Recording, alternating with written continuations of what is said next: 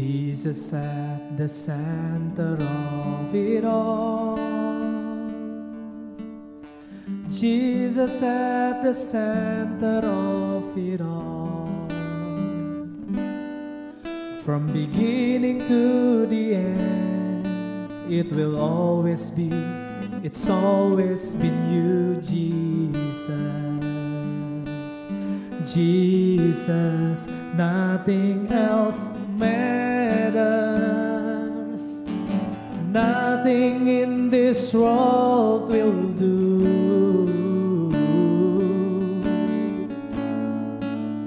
Jesus, you're the center. Everything revolves around you. Jesus, you. From my heart to the heaven, Jesus, you're the center. It's all about you. Yes, it's all about you. From my heart to the heaven, Jesus be the center. It's all about you. Yes, it's all about you. From my heart to the heaven, Jesus be the center. It's all about you. Yes, it's all about you. From my heart to the heaven, Jesus be the center. It's all about you. Yes, it's all about you, Jesus.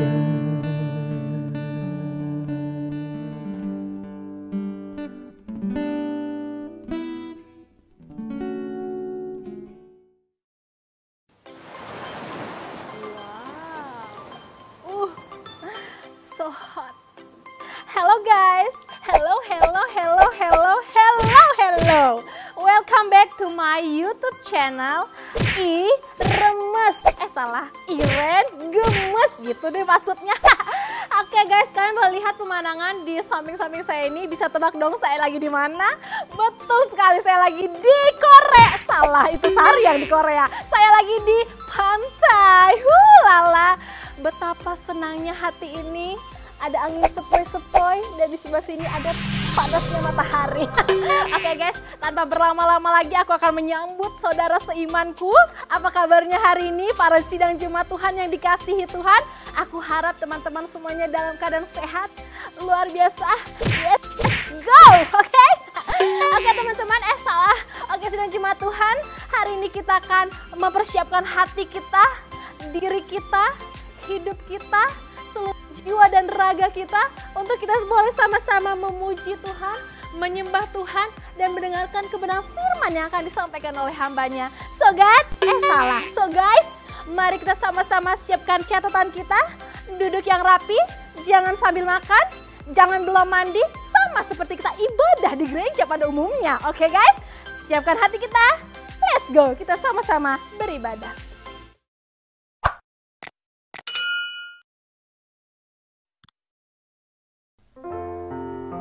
Haleluya, mari kita memuji Tuhan. Sebab Tuhan baik bagi kita semua. Haleluya.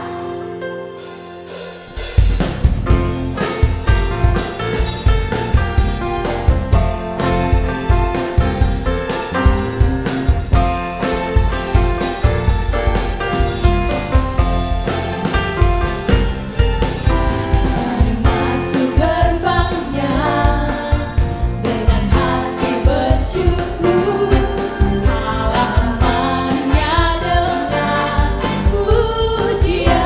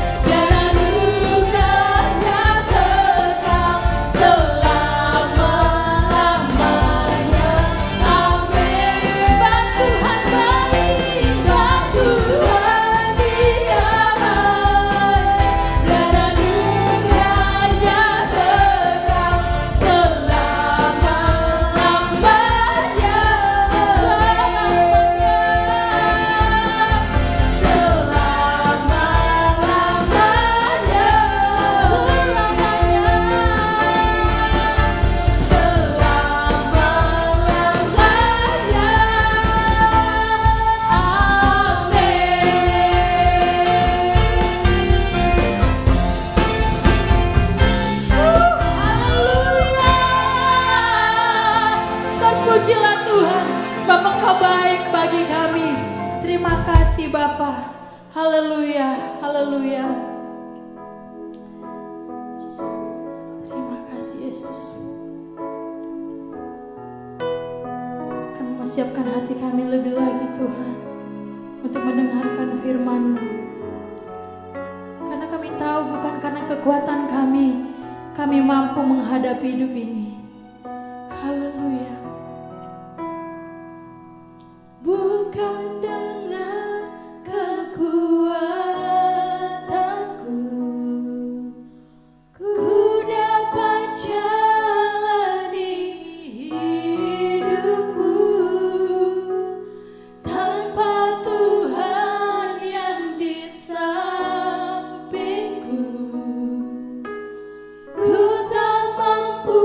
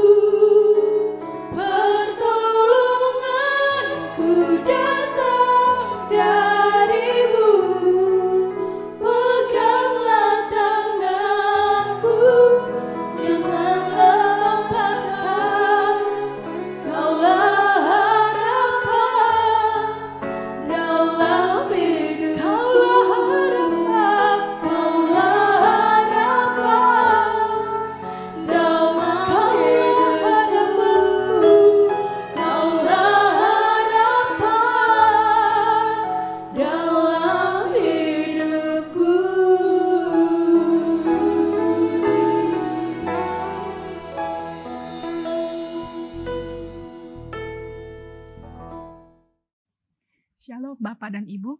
Hari ini saya mendapatkan tema dari Gereja Tuhan, yaitu hubungan antara emosi dengan stres. Itu adalah dua buah kata yang sering sekali kita dengar, apalagi kata-kata stres juga mungkin adalah sebuah kalimat yang sering kita ucapkan dengan mulut kita sendiri. Tapi sebelum saya teruskan, sebenarnya apakah artinya stres itu? Saya bukan ahli psikologi, tapi saya melakukan sedikit penelitian. Menurut WHO, Badan Kesehatan Dunia tahun 2003, stres adalah reaksi atau respon tubuh terhadap tekanan mental atau beban kehidupan. Kenapa hal ini begitu penting untuk kita bahas? Karena kita tahu saat ini kita hidup di sebuah dunia, di sebuah situasi di mana setiap hari tekanan akan semakin besar dan beban itu akan semakin berat. Kita tahu kita hidup di sebuah situasi di mana waktu berlalu begitu cepat dan itu menjadi sebuah tekanan tersendiri. Terutama mungkin dari beberapa dari kita yang tinggal di daerah perkotaan yang katanya tekanannya lebih besar dan kesibukannya lebih daripada tempat-tempat yang lain. Stres itu memiliki dampak, Bapak Ibu. Ada dua hal yang akan berdampak penuh ketika kita mengalami stres ataupun tekanan. Yang pertama adalah dampak secara psikologis. Singkat kata, orang-orang yang sedang mengalami tekanan emosi itu akan lebih cepat marah dan lebih mudah tersinggung.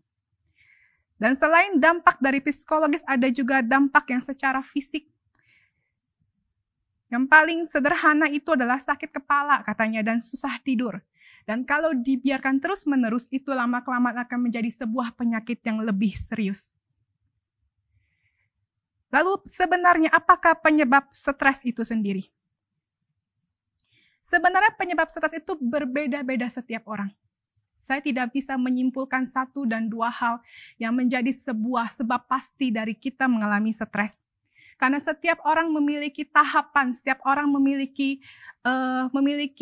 jenjang tersendiri, memiliki situasi sendiri, ketahanan tersendiri dalam sebuah situasi. Saya akan mengambil sebuah contoh yang paling sederhana. Akhir-akhir ini, teman-teman di sekitar saya yang berupa ibu-ibu rumah tangga, mereka bilang mereka lagi stres. Lalu kalau saya tanya sama mereka, apa yang membuat kamu stres akhir-akhir ini? Jawabannya simpel dan sederhana menurut saya. Mereka bilang mereka stres sekali karena anak-anak mereka itu sekarang sekolah di rumah. Dan mereka berkewajiban untuk memastikan anak-anak mereka itu bangun pada saat bakal ada kelas online. Lalu anak-anak mereka harus memastikan anak-anak mereka itu fokus ketika ada pelajaran. Lalu mereka harus memastikan lagi anak-anak ini mengerjakan tugas mereka. Dan seringkali saya mendengar mereka mengeluh, aduh, besok mau ujian. Tapi mereka belum mengerti. Mereka ibu-ibu ini menjadi guru pengganti ketika anak-anaknya tidak bisa memahami apa yang sedang ibu gurunya ajarkan. Ibu-ibu ini, geng mami ini harus menjadi guru pengganti dan mengajarkan. Dan mereka bilang itu sangat melelahkan dan sangat stres. Tetapi saya orang yang belum punya anak, yang belum menikah, saya berpikir apa stresnya? Hanya mengajarkan anak. Tetapi saya tidak bisa bicara seperti itu karena kita tidak berada di posisi mereka. Saya tidak bisa menyimpulkan bahwa itu adalah hal kecil dan hal yang gak penting sehingga kamu menjadi stres. Karena setiap orang memiliki posisinya masing-masing, memiliki titik kelemahannya masing-masing. Saya ambil contoh lagi Bapak Ibu untuk saya bisa memperjelas dalam kasus ini. Saya misalnya seorang pengusaha, walaupun kecil-kecilan. Lagi zaman corona, saya harus memastikan bahwa perusahaan saya tetap jalan. Omset berkurang dan penjualan juga berturun dengan drastis. Dan ketika itu saya harus memikirkan bagaimana caranya omset tetap naik supaya saya bisa menggaji anak buah saya.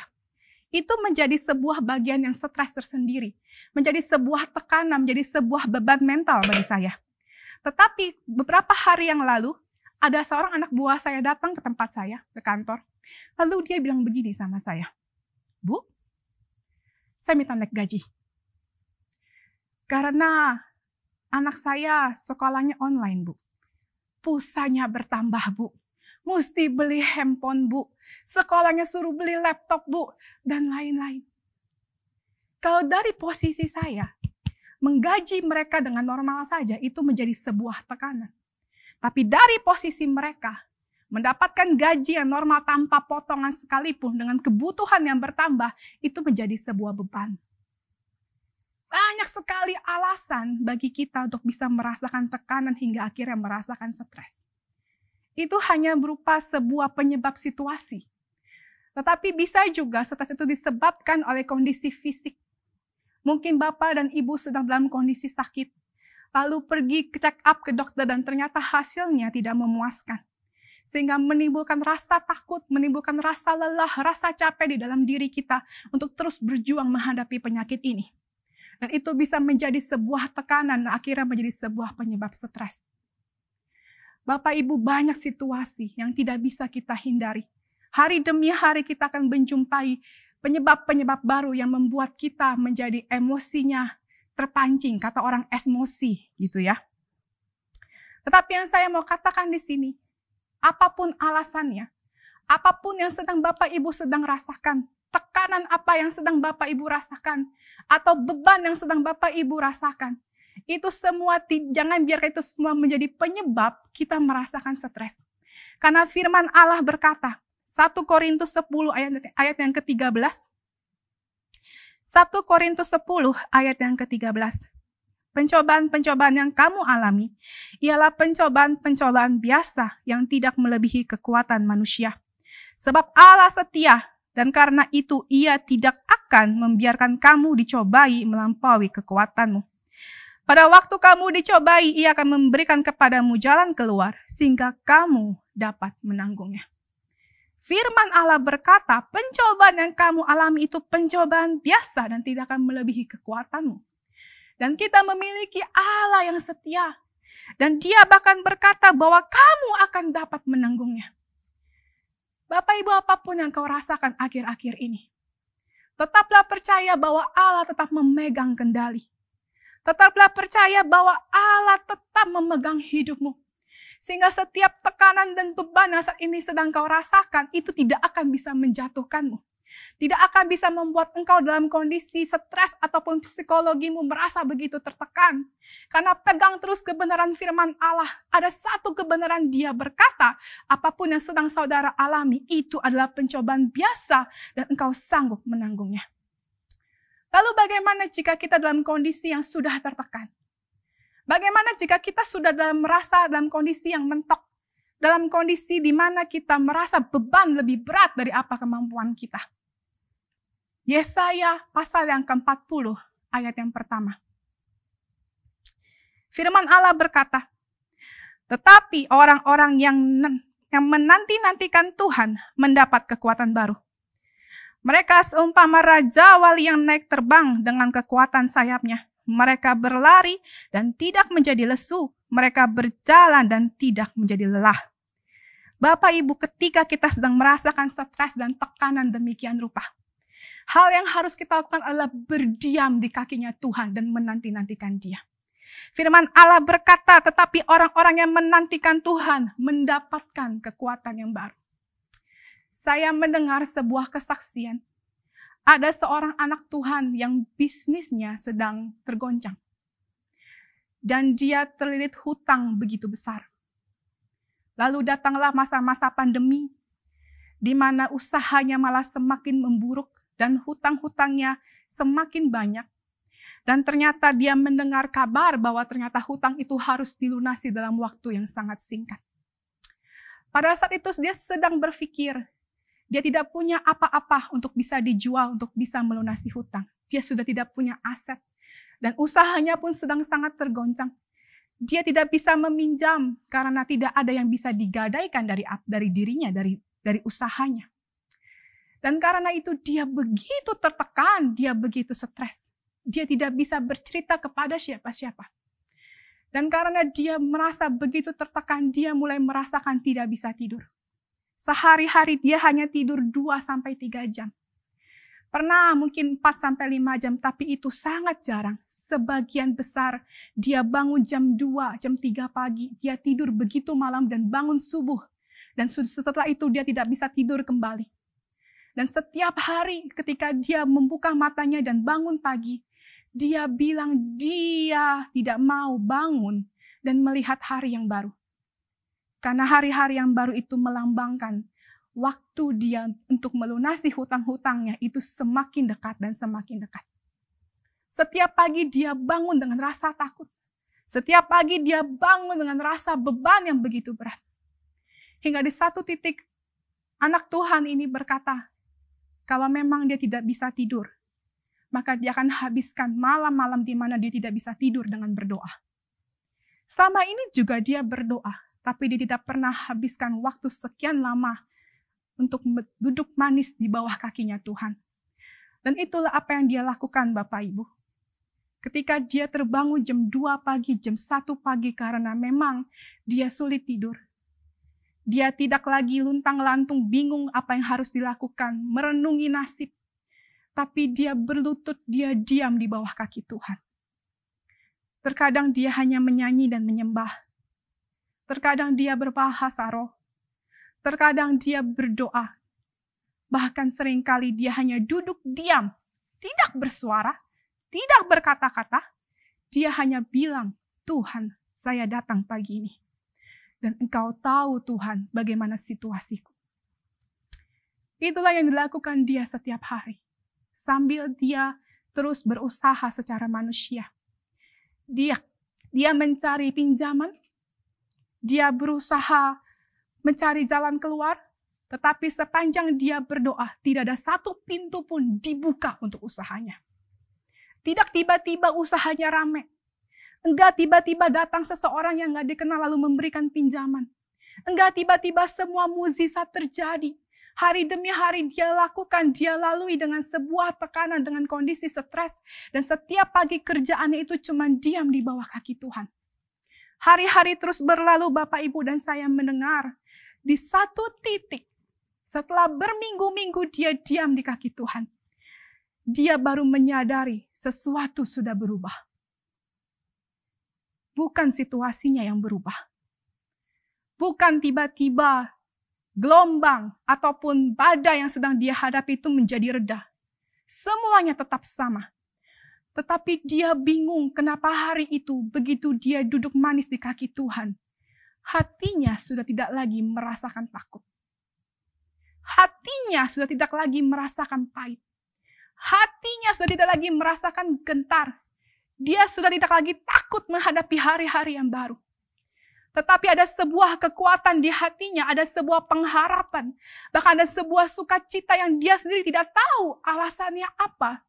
Dan kenapa itu bisa tumbuh. Tapi dia hanya bilang seperti ini. Kalau Tuhan menolong saya, dengan tiba-tiba melunasi hutang saya dengan cara yang ajaib, entah apapun itu. Lalu hati saya bersukacita. Lalu saya merasa beban saya diangkat. Lalu saya tiba-tiba hilang semua rasa stres saya, tekanan saya. Itu wajar. Tetapi situasi saya tidak berubah satupun. Tapi hati saya berubah. Saya punya pengharapan. Saya berani menghadapi hari yang baru. Saya tetap bisa bersukacita. Kalau bukan Tuhan, itu tidak mungkin. Dia tahu itu karyanya Tuhan. Dia tahu Roh Kudus yang memberikan dia ketenangan di tengah-tengah badai. Dia tahu Roh Kudus yang memberikan dia pengharapan. Walaupun di mata, secara mata jasmani tidak ada satupun pengharapan yang dibukakan untuk dia. Dia menghabiskan waktu-waktu itu lagi, waktu yang tersisa antara pada masa-masa itu sampai nanti waktu jatuh tempo, hanya dengan berdoa kembali. Karena memang dia tidak punya jalan lain. Lalu pada masa-masa dia berdoa. Ketika saya mendengar ini, saya mengerti benar apa yang firman Allah katakan, orang-orang yang menanti-nantikan Tuhan, mendapatkan kekuatan yang baru. Ada sesuatu yang tumbuh di hatimu. Tuhan membalikkan keadaan ketika engkau bersama-sama dengan Dia. Pada masa-masa penantian akhir-akhir di mana pelunasan hutang sudah semakin dekat, Tuhan berkata kepadanya. Selama ini dia bilang Tuhan gak ngomong apa-apa. Jadi dia hanya bisa diam dan menangis di kaki Tuhan. Tapi suatu hari Tuhan ngomong sama dia, dia bilang, "Nak, mengucaplah syukur." Dia bilang, "Tuhan, saya sering mengucap syukur." Itu yang khotbah banyak katakan, mengucap syukur. Dalam segala keadaan Tuhan, saya juga sudah sering melakukannya. Tapi Tuhan bilang, lakukan setiap hari. Dan itu yang dia kerjakan. Hanya duduk diam. menyembah Tuhan, berdoa, dan mengucap syukur karena Tuhan mengajarkan dia untuk mengucap syukur. Awalnya dia mengucap syukur untuk Tuhan, terima kasih untuk hari yang baru. Tuhan, terima kasih untuk kesehatan dan semua hal-hal yang umum. Tetapi ini ajaibnya Tuhan kita, Bapak Ibu. Ketika engkau dekat dengan dia, dia akan mengajarimu sesuatu yang bahkan tidak kau sadari sebelumnya. Di satu hari, pada masa beberapa hari sebelum jatuh tempo, ketika dia berdoa, dia bilang seperti ini, Tuhan, aku bersyukur Tuhan meletakkan aku di posisi seperti ini. Tuhan, aku bersyukur kau mengizinkan usahaku jatuh seperti ini. Tuhan, aku bersyukur bahwa engkau mengizinkan aku berada di tengah-tengah badai seperti ini. Dan aku mau berkata, Tuhan, kalau engkau menolongku, aku bersyukur. Dan kalaupun engkau tidak menolongku dan kau diam, aku tetap bersyukur. Beberapa minggu sebelumnya tidak mungkin anak Tuhan ini ngomong seperti ini, Bapak Ibu. Karena hidupnya dikuasai oleh rasa ketakutan. Dan ternyata tanpa sadar karena dia merasa begitu berat beban hidupnya. Dan dia merasa selama ini dia setia sama Tuhan. Ternyata tanpa dia sadari ada rasa curiga tumbuh di dalam hatinya. Kenapa Tuhan mengizinkan hal-hal yang begitu buruk terjadi dalam hidupnya? Dan ketika dia duduk diam di bawah kaki Tuhan, Tuhan bukan hanya sekedar memulihkan rasa depresinya, memulihkan rasa takutnya, tapi Tuhan berurusan dan berdamai dengan dia. Ketika orang ini berkata, Tuhan, aku mengucap syukur. Baik ketika engkau menolongku ataupun engkau tidak menolongku, itu sebenarnya adalah masa-masa di mana dia menjadi merdeka. Mungkin pertolongan belum datang. Mungkin tiba-tiba uang gak turun, tapi sebenarnya Tuhan sudah menyembuhkan dia. Tetapi sebenarnya Tuhan sudah menyelamatkan dia. Tuhan sudah menolong dia, merubah dia menjadi dari seseorang yang berputus asa, menjadi seseorang yang memiliki kerelaan hati, dan teguh, dan siap, dan percaya jika Tuhan akan melakukan sesuatu. Dan saya mendengar bahwa jatuh temponya sudah tiba, Bapak Ibu. Dan dia duduk manis di kantornya. Karena tetap tidak ada satupun yang jalan dibuka. Dia sudah berusaha. Tapi semua jalan mentok. Hari itu dia duduk manis di kantornya. Dan dia kembali berkata, Tuhan, kalaupun kau tidak tolong, aku bersyukur. Dan apa yang terjadi? Ajaib. Tuhan membukakan satu jalan. Tetapi dia menceritakan jalan ini seperti jalan besarnya itu seperti lubang jarum. Lubang jarum, hanya lubang jarum kecil. Kenapa? Karena jalannya adalah dia mendapatkan pemunduran waktu. Itu bukan solusi yang dia mau. Karena dia memang tidak punya apa-apa, mau dimundurkan sebulan, 2 bulan, 2 tahun, 3 tahun, memang dia juga nggak punya apa-apa. Bukan waktu yang dia butuh, bukan waktu yang dia minta sama Tuhan. Tetapi dia meminta sebuah mukjizat, tapi ternyata Tuhan hanya membukakan jalan sebesar lubang jarum, yaitu pemunduran waktu. Tapi tanpa dia sadar, itu hanyalah awal dari apa yang sedang Tuhan kerjakan. Tidak lama setelah itu, Bapak Ibu, dia melalui proses yang begitu berat. Tetapi Tuhan melakukan sesuatu, dia mendapatkan sebuah pinjaman. Pinjaman lunak tanpa bunga. Jumlahnya mungkin gak cukup untuk melunasi 100% dari hutang-hutangnya. Tapi minimal semua yang jatuh tempo, dia bisa bayar. Tuhan berkata, firman Allah berkata, orang-orang yang menanti-nantikan Tuhan, dia akan mendapatkan kekuatan yang baru. Dan saya percaya, bukan hanya anak Tuhan yang satu ini, tapi setiap dari kita, itu akan diberikan Tuhan kekuatan yang baru kalau kita mau duduk diam di bawah kakinya.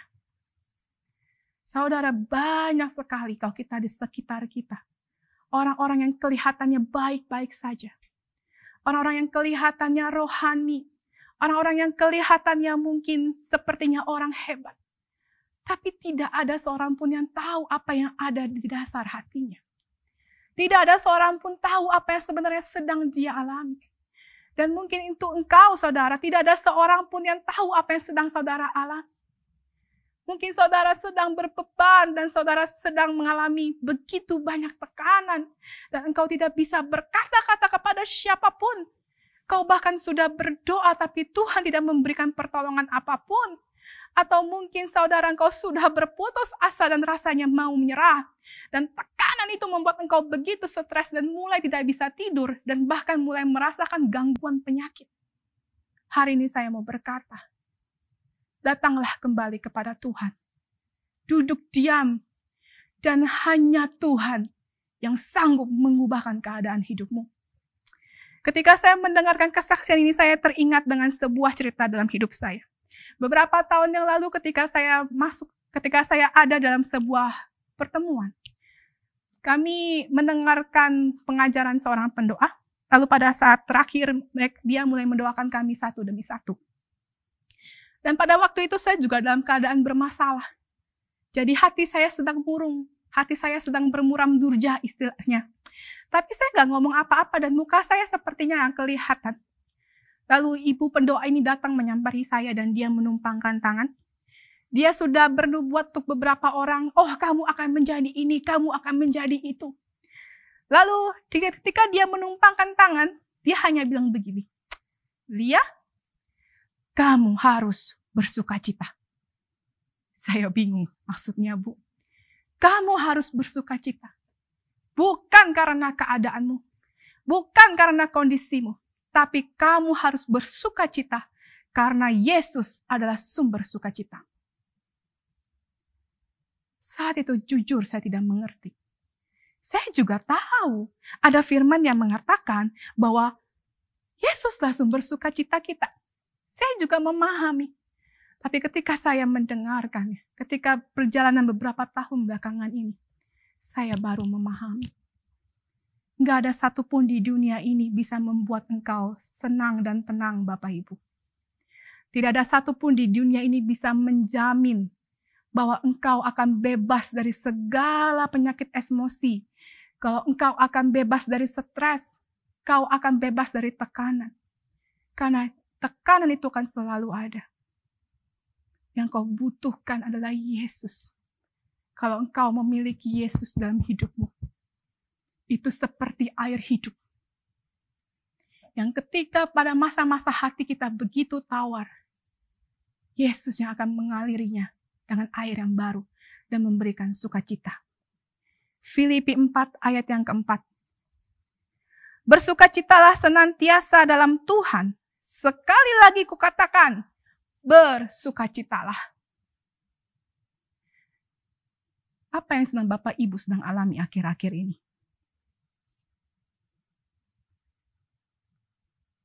Bagaimana suasana hatimu? Bagaimana hubunganmu dengan Tuhan? Apa yang sebenarnya ingin kau curahkan kepada Tuhan? Apa yang sebenarnya ingin kau katakan kepada Tuhan? Bapak Ibu, ambillah waktu yang terbaik dan datanglah kepada Dia. Tuhan kita yang akan mengubah semua keputusasaanmu menjadi sebuah pengharapan yang baru. Hanya satu-satunya yang bisa mengubah semua penyakit depresi, semua tekanan, semua ketakutan menjadi kekuatan yang baru.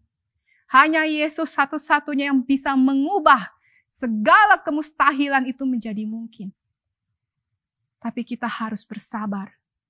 Kita harus ikut caranya. Kita harus ikut prosesnya. Sampai Tuhan menyatakan dan memulihkan kita. Pemulihan bukan hanya berbicara tentang fisik yang sakit lalu menjadi sembuh. Pemulihan bukan hanya berbicara tentang situasi kita di luar, lalu tiba-tiba semuanya beres, mukjizat terjadi, keajaiban terjadi, kesulitan ekonomi, lalu tiba-tiba kita misalnya mendapatkan uang, lalu kesulitan hubungan, tiba-tiba kita berbaikan. Pemulihan tidak hanya berbicara soal itu. Tetapi Tuhan sangat peduli dan sangat concern dengan apa yang ada di dalam hatimu. Tuhan sangat peduli tentang perasaanmu. Tuhan sangat peduli tentang bagaimana engkau menjalani hidupmu. Tuhan sangat peduli dengan apa yang ada di dalam dan tidak bisa dilihat oleh siapapun. Ini saatnya Bapak Ibu, untuk kita kembali mendekat kepada Tuhan Dan kita bisa melihat benar apa yang firman Tuhan katakan. Orang-orang yang menantikan Tuhan itu mendapatkan kekuatan yang baru. Saya mau berdoa sebentar. Mari kita berdoa. Tuhan, kami bersyukur untuk sebuah kebenaran yang Kau nyatakan. Mari Tuhan, Kau berbicara kepada setiap telinga yang mendengar. Engkau yang paling tahu kondisi, Kau yang paling tahu situasi dari setiap anak-anak-Mu. Semua yang tersembunyi di balik pintu, semua yang tertutup jauh di dasar hati, Tuhan, Engkau yang paling mengerti. Dan bukan hanya mengerti, Tuhan, Engkau sangat peduli. Engkau sangat memperhatikan, Engkau sangat mengasihi anak-anak-Mu. Karena itu hari ini saya berdoa, setiap pribadi yang sedang mendengarkan Tuhan, yang sedang membutuhkan Engkau, yang sedang dalam kondisi putus asa, ataupun mungkin sedang merasakan lelah di dalam jiwanya, ataupun mereka yang sedang mengalami tekanan dan beban yang begitu berat dalam hidupnya. Tuhan, marilah Engkau bekerja dan membalikkan keadaan di setiap hidup anak-anak-Mu. Biarlah setiap anak-anak-Mu mendapatkan kekuatan yang baru, mendapatkan pengharapan yang baru, mendapatkan sukacita, bukan karena sebuah situasi, tapi sukacita karena ada Engkau yang hidup di dalam kami, Tuhan. Terima kasih Allah berkarya dan bekerja di setiap pribadi. Dalam nama Tuhan Yesus kami berdoa. Amin. Gimana sidang Jumat Tuhan, kebenaran firman Tuhan hari ini? Semuanya diberkati? Amin. Saya yakin kita semua pasti diberkati oleh kebenaran firman Tuhan pada hari ini. Karena di sini kita sama-sama belajar untuk tidak emosi dan tidak stres, oke? Jangan lupa, mari terapkan dalam kehidupan kita sehari-hari dan kita terapin supaya kita boleh menjadi berkat dimanapun kita berada. Oke guys? Dan ada pengumuman tambahan buat seluruh sidang Jemaat Tuhan. Jangan lupa untuk memberikan persembahan kita semua di scan barcode berikut ini.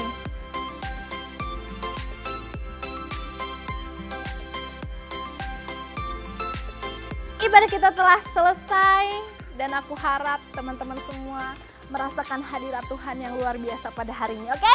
Jangan lupa minggu depan kita akan beribadah kembali di channel YouTube yang sama, di waktu yang sama, dan bukan dengan orang yang sama lagi kayak saya, oke guys?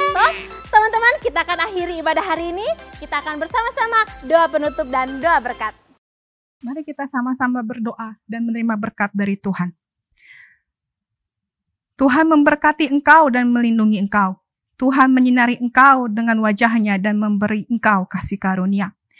Tuhan menghadapkan wajahnya kepadamu dan memberi engkau damai sejahtera. Berkat dari Allah Bapa memenuhi kita semua. Dalam nama Tuhan Yesus. Amin.